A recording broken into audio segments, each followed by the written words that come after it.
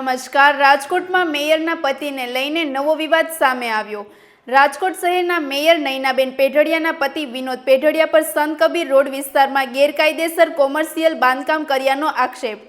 એક media investigation મુજબ સૂચિત વિસ્તારમાં નિયમોનું ઉલ્લંઘન કરી કોર્નર પ્લોટ પર બે માળનું કોમ્પ્લેક્સ ઊભું કરવામાં આવ્યો હોવાનો દાવો કરવામાં આવ્યો।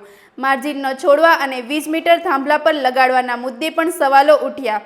તંત્ર તરફથી એટીપી દ્વારા લેખિત ફરિયાદની વાત કરવામાં આવી, જ્યારે વિનોદ પેઢડિયાએ પ્લોટ પેતૃક હોવાનો અને બાંધકામ મંજૂરીની પ્રક્રિયા ચાલુ હોવાનો દાવો કર્યો।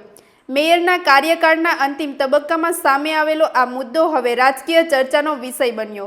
વધુ સમાચાર માટે જોડાયેલા રહો। RP Gujarat news, Rajkot.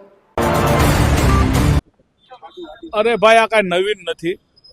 રાજકોટ મહાનગરપાલિકામાં ભાજપનું શાસન છે ત્યારથી દરરોજ બને છે।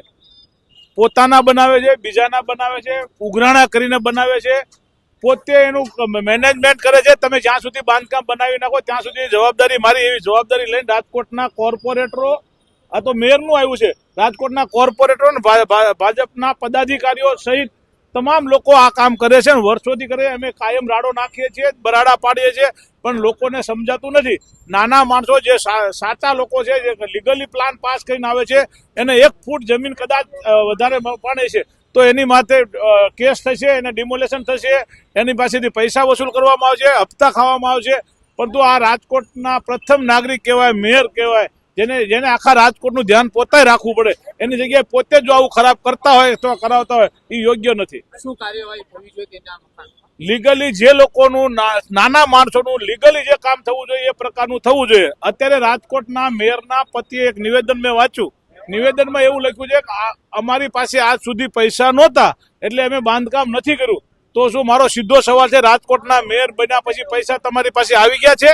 શેના પૈસા આવ્યા છે? અત્યારે બાપ દાદાની જમીનમાં તમે આજ સુધી બાંધકામ નથી કર્યું, હવે તમે બાંધકામ કરો છો, એનો અર્થ એ છે કે તમારી પાસે મેયર બન્યા પછી પૈસા પણ આવી ગયા છે અને સત્તા પણ આવી ગઈ છે। દરેક અધિકારી, ટાઉન પ્લાનિંગના દરેક અધિકારીને વ્યક્તિગત પૂછો, એના વિભાગ, એના વોર્ડના નહીં પણ દરેક અધિકારીને ખબર હોય, કારણ એ અંદરો અંદર નક્કી જ હોય છે કે આ લોકોનું બાંધકામ ચાલે, આપણે ધ્યાન રાખવાનું, અને એ રીતે ધ્યાન રાખીને બનાવી રહ્યા છે। વોર્ડ નંબર 5 ની અંદર સંત કબીર રોડ ઉપર જે નંદુબાગ વિસ્તાર કહેવામાં આવે છે ને ઓળખાય છે, એ નંદુબાગ વિસ્તાર છે એ અમારી જૂની જે વાડીઓ હતી, વાડીપડામાંથી જ્યારે સોસાયટીઓ બનેલી છે, એ જગ્યા વર્ષોથી અમને બાપ દાદાએ આપેલી છે। ઘણા વર્ષની આ જગ્યા હોય, રોડ પોળો થયો તો એ રોડ સુધીની આ જગ્યા હતી। જ્યારે સરકારે માપણી કરી તો એટલી જગ્યા ખાલી કરી અને અમે પાડવાની પણ ત્યારે વર્ષો પહેલા મંજૂરી આપી દીધી હતી। અત્યારે જે કાંઈ છે એ અમારા બાપદાદાએ અમને આપેલી જગ્યામાં કર્યું છે બાંધકામ।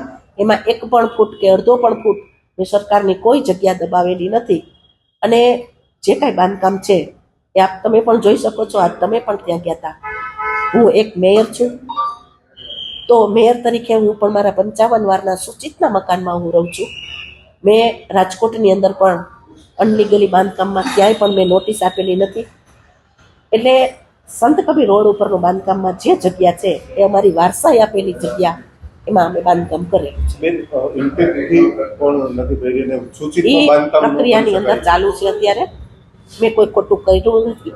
મૂળ જગ્યા છે એ અમારા વર્ષોથી બધાને, આજુબાજુના વિસ્તારવાળાને પણ ખબર છે, આપ તમે ત્યાં પૂછીને પણ આવેલા છો, એ જગ્યા વર્ષોથી અમારી બોલે છે, અને દસ્તાવેજની અંદર, કાચા દસ્તાવેજમાં પણ એમાં નામ બોલે છે। નિયમ બેન એવો હોય છે કે સૂચિતમાં બાંધકામ, નવું બાંધકામ ન કરી શકીએ, પણ આ નવું બાંધકામ થઈ ગયું છે।